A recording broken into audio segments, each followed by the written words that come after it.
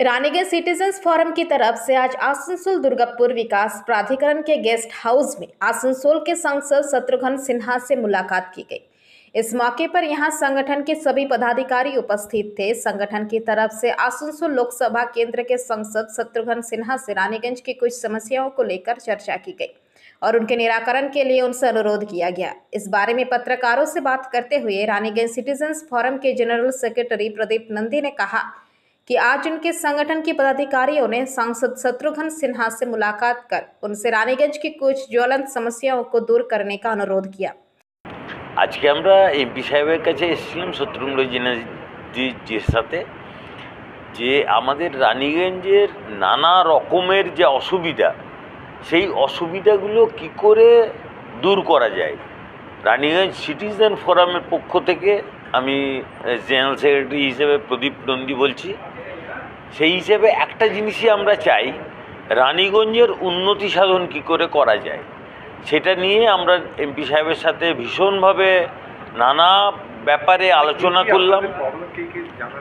Problem বলতে প্রথমেই আমরা বলেছি যে রানীগঞ্জ 1847 সাল থেকে 1906 সাল অবধি সাব ডিভিশন ছিল। তারপরে 1906 সালের পর আসানসোলকে ওটা কেড়ে নিয়ে আসানসোলকে দিয়ে দেওয়া হয়েছিল। তো তাতে আমাদের কোনো আপত্তি নেই, আসানসোল নিশ্চয়ই সাব ডিভিশন হিসেবে থাকবে। তার সঙ্গে সঙ্গে আমাদের দাবি একটাই, আমাদের রানীগঞ্জকে আমাদের ওই সাব ডিভিশনের যে ব্যাপারটা সেটা যেন ফিরিয়ে দেওয়া হয়, এটা একটা হলো।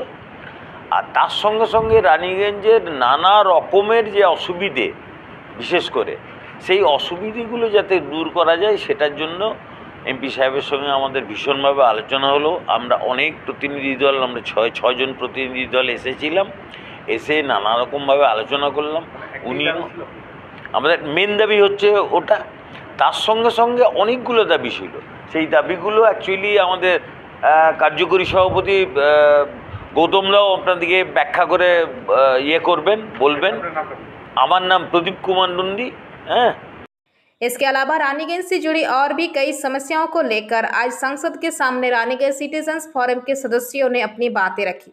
प्रदीप नंदी ने कहा कि सांसद ने उनकी बातों को सुना और उन समस्याओं को लेकर गंभीरता से विचार विमर्श करने का आश्वासन दिया।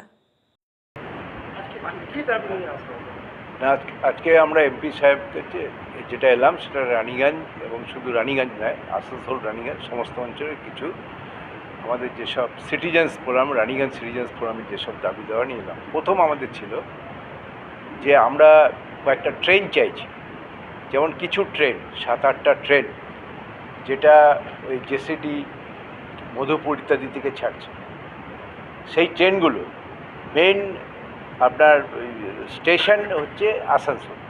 এখানে ট্রেনগুলো পরিষ্কার হয়, সাফাসাফি হয়, ইত্যাদি হয়। এবং কিন্তু সেই ট্রেনগুলোতে আমরা রানীগঞ্জ আসানসোলের কোনো লোকেরা কোনো টিকিট পাই না, কেউ চাপতেও পারি না। সেই ট্রেনটা এখানে থেকে হল্ট করে এবং হল্ট করার পর সেটা আবার মধুপুর, জেসিডি ইত্যাদি চলে যায়। 8খানা ট্রেন আছে, সেটা হচ্ছে ব্যাঙ্গালোর, গোয়া, বিভিন্ন অঞ্চলে। আমরা চাইছি যে ট্রেনটা যখন আসানসোলে আছেই, তাহলে কেন রানীগঞ্জ আসানসোলে এই অঞ্চলের লোকেরা সেই ট্রেনের টিকিট পাবে না, কি আমরা কেন চাপতে পারবো? এবং এইটুকু রাস্তা, এটা একটা ভাইটাল, উনি বলছেন যে একটা ভেরি ইম্পর্টেন্ট পয়েন্ট। আমরা চেয়েছি রানীগঞ্জ থেকে Bankura rail route to development Paschim.